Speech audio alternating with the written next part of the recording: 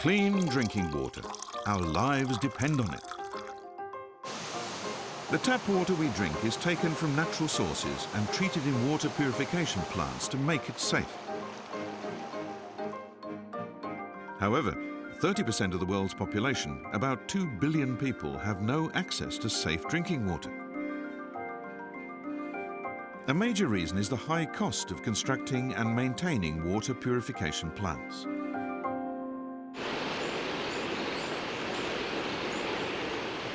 Nakamoto Nobutada is a researcher who's long sought ways to solve this problem. His breakthrough idea was to purify water using natural ecosystems. In regular water purification plants, river water is first passed through a sedimentation tank to remove debris.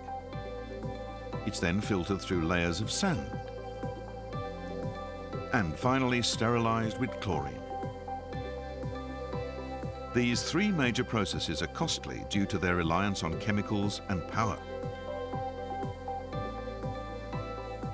Nakamoto focused on the second process. A professor of biology, Nakamoto spent many years studying the algae that live in these sand layers. This is a sample of sand and algae from a purification plant that uses Nakamoto's methods. Under a microscope, we see it's teeming with many kinds of microorganisms. These organisms need oxygen to thrive. It's the algae that produce the oxygen. Algae produce this essential oxygen by a process of photosynthesis.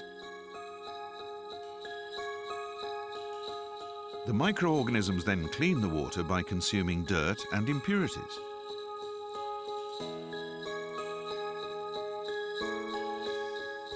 This natural approach significantly reduces chemical treatment and power costs.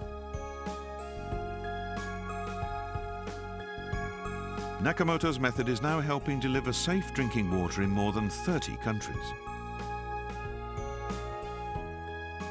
It's nature that does the work. We've always dreamed of an energy-saving system that coexists with nature. This is it. A very different approach is also proving successful in tackling the problem. Just fill this bottle with water and press, and all harmful substances are removed.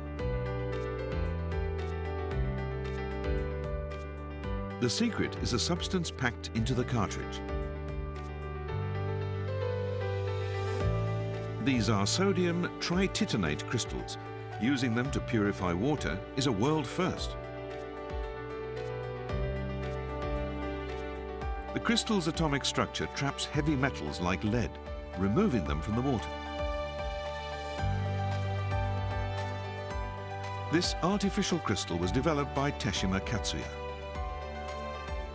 Several substances are combined to form the crystals.